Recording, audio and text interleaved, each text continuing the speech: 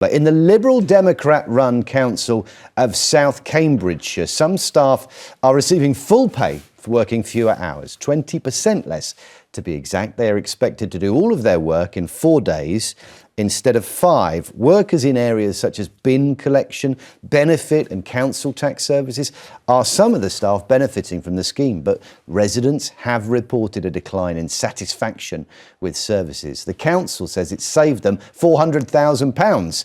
Now, Labour's local government secretary, Steve Reed, wants to clamp down on the council. He's written a warning letter saying how disappointed in the council's conduct he is. But, Lowri, isn't it up to the council to decide how they run things? If the residents in that council area don't like it, they can vote out the people who let it happen. And let's see what happens at the next local elections. But the problem is it's not a genuinely free market. I can't say, well, I tell you what, I'd like to have my council, I'll get my services from that council does a 5-day week as opposed to that council does a 4. You don't get that choice. You get the council you get. And they have done research which is conflicting. So the council have done their own research which they adjusted for gender and age and ethnicity. So, and they say, oh, actually, things are going along very nicely. And then other research, which is the one you alluded to, says people are much more dissatisfied. I just think as a council taxpayer, when I run a business and how much I earn is depending on how many days a week I work. If I work a day less, I get less money because I can't fit anymore when I'm doing grooming dogs, any more dogs into that day.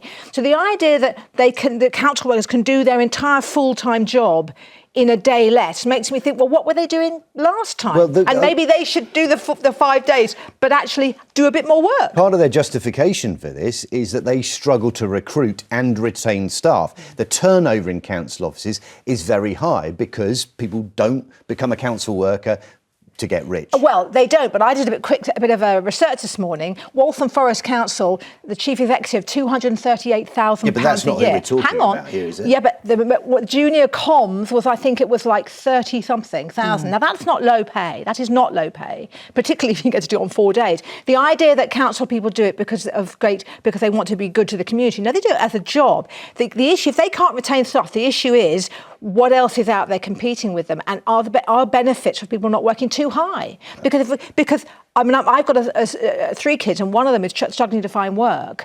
A lot of people are out of work. Those jobs would be taken by people without the 4-day week. Paula, this is tone deaf at least, isn't it? When there are people struggling to put food on the table, struggling to pay their council tax in the first place, and if they don't, there are huge penalties on them. Why should we accept a council that turns around and says, well, actually, we didn't need the extra day anyway, they can have that off? Well, because you've told us why. We've been told that we've seen a £400,000 cost saving in relation to this council. That's going to feed back into local services. How important and precious is that to the community? I would say so.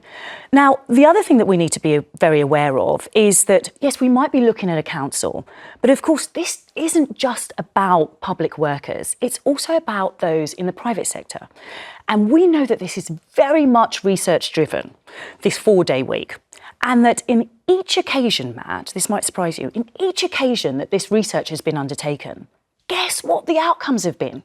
That the 4-day week has proved to be productive. Not only financially, because of course I appreciate that that's what you're focusing on, but also in terms of the benefits to society. Let's not be blinkered about this and start understanding, because we need to now coming out of COVID, how important it is for society to get this right. But this sounds like the council is talking about well-being of staff, and the argument for the 4-day week is always about the well-being of the employee. If I'm somebody who wants to ring customer services, whether it's at a council or at a utility, for example, it takes an age if you can ever get through.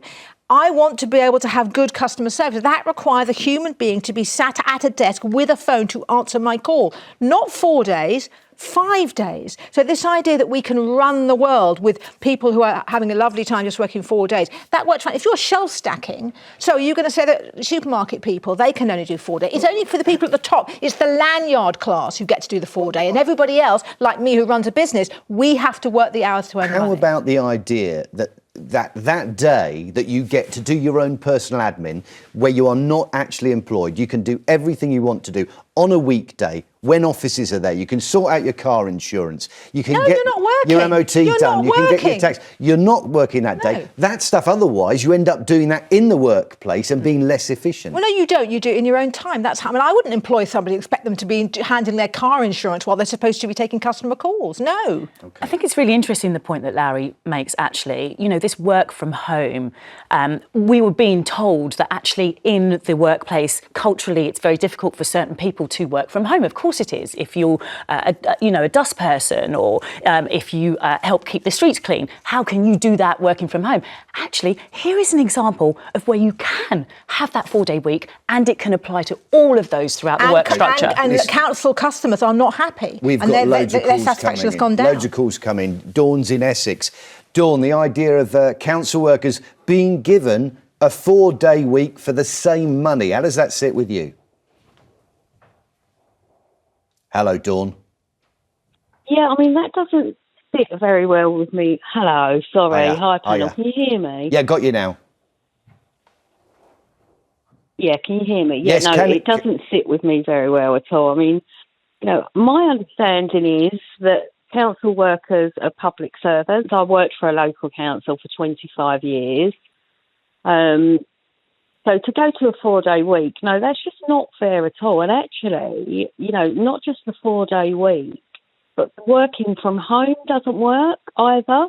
Because if you tried to get through to your local council recently, it's nigh on impossible. So this 4-day week is not exactly going to improve things.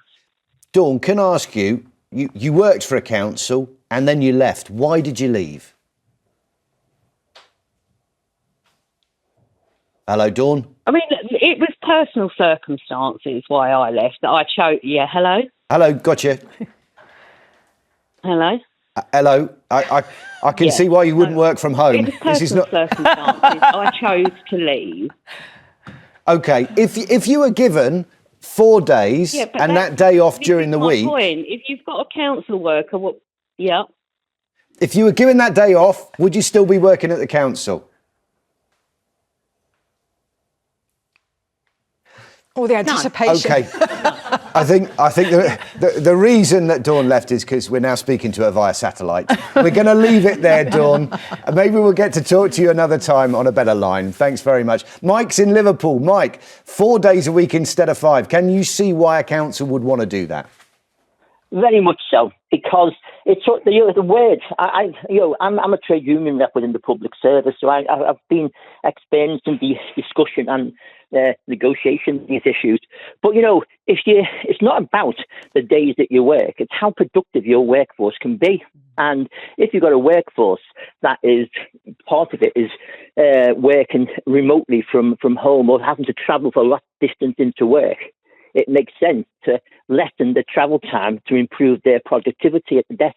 Yeah, I get that, Mike, and that's a great argument for working from home, is to allow people to do that. But what we're saying is pay people exactly the same money, but allow them to do 20% less work. That's the bit that I think a lot of people are going to struggle with. Well, they're struggling because they don't understand what they mean by work. We had this big argument many decades ago about moving from a 6.5-day week to a 5-day week. And the same arguments that were being used now are reminiscent of those arguments then. This is about getting the best productivity out of your workforce. And if the councils can justify that, then they should be left to get on with that job. And it's not a matter of what, as one of your panel said, I want. It's not about what you want, it's what you need. And what you need is really good services. Yeah, but it's about value for money, Mike. It's about value for money. And if I work 1 day less a week, I get paid 20% less that week. But the people are paying council tax are looking at this and saying you're not in the real world. But you're not, well, we are in the real world, but you're not working 20% less. You're doing the same amount of work at home. And you find actually that through some of the trade union research, people who work a compressed week do more hours than they would do in a 5-day week because they finish work off at home. And also, of course, what happens, we have real problems now with our workforce having to look after elderly parents or disabled children, or they've got long-term sicknesses they need to have time off to go to appointments with. So compress it into a 4-day week.